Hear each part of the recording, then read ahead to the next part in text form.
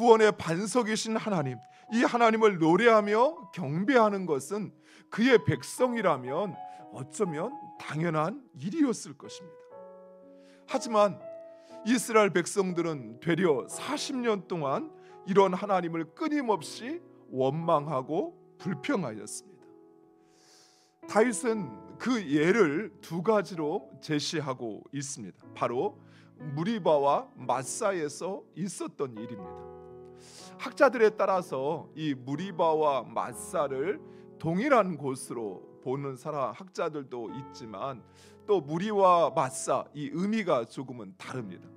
이 무리바는 싸우다, 다투다, 투쟁하다 라는 의미고 마사는 시험하다 이런 의미를 가지고 있어서 이곳이 각각 다른 곳을 말하는 것이다 라고 보기도 합니다. 어쨌든 이 두 곳 모두 이스라엘 백성들이 불평하고 원망하며 하나님을 반역했던 곳이었습니다.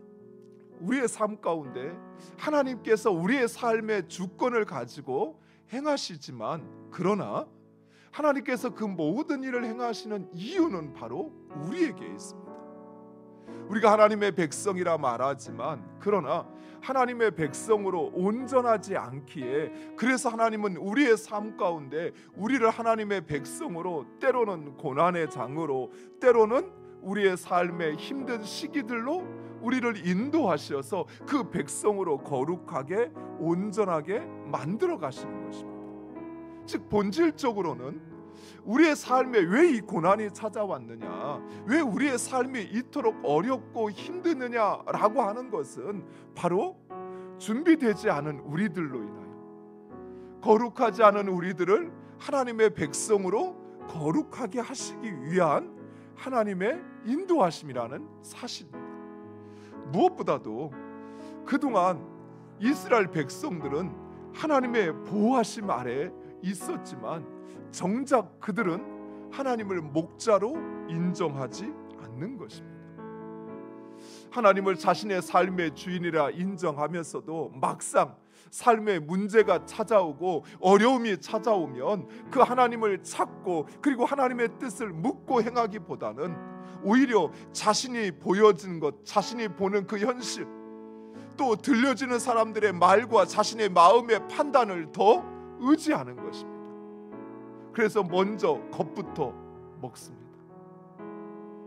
또 하나님을 찾기보다는 원망하고 불평하면서 사람에게 원망하고 또 사람의 말에 좌우되어지는 것입니다. 우리는 이 마음을 깨트려야만 합니다.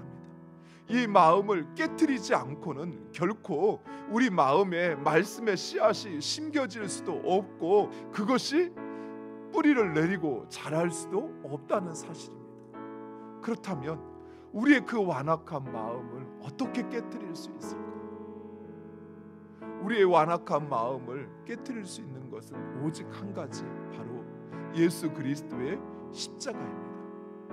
우리가 주의 마음을 가지기 위해서는 무엇보다도 예수 그리스도의 십자가를 묵상해야만 합니다. 예수 그리스도를 십자가에 못 박았던 백부장, 그는 예수 그리스도를 채찍질하고 때리고 그리고 그 모진 고난으로 행하였던 그런 로마의 군대장이었지만 그러나 예수 그리스도가 십자가에 못 박히는 것을 보고 이는 진정 하나님의 아들이라 인정하였던 것입니다. 자신의 생각을 바꾸었던 것입니다. 매질 당하여야 할 죄인이 아니라 바로 하나님의 아들이라는 사실을 십자가를 통하여 깨닫게 되는 것입니다. 이처럼 사랑하는 성도들, 여러분 마음에 내 마음이 완악하여져 있다면, 즉 내 입에서 원망과 불평이 나온다면 먼저 예수 그리스도의 십자가를 묵상하시기 바랍니다. 주의 마음을 가지지 않고는 결코 하나님의 나라에 이를 수 없습니다. 오늘 우리가 읽었던 마지막 말씀처럼 그 마음을 갖는 자만이 오직 그 하나님의 나라 가나안 땅에 들어갈 수 있는 것입니다. 이처럼 주님의 마음을 가지고 살아갈 때 우리의 삶 속에서 우리는 하나님의 뜻이 이루어지는, 하나님의 통치가 실현되어지는 하나님의 나라를 경험하게 될 것이요, 또 진정 그 나라를 증거하는 주의 백성으로 살게 될 것입니다.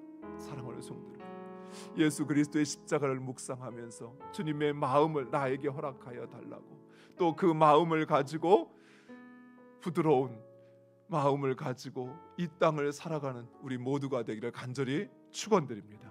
기도하겠습니다.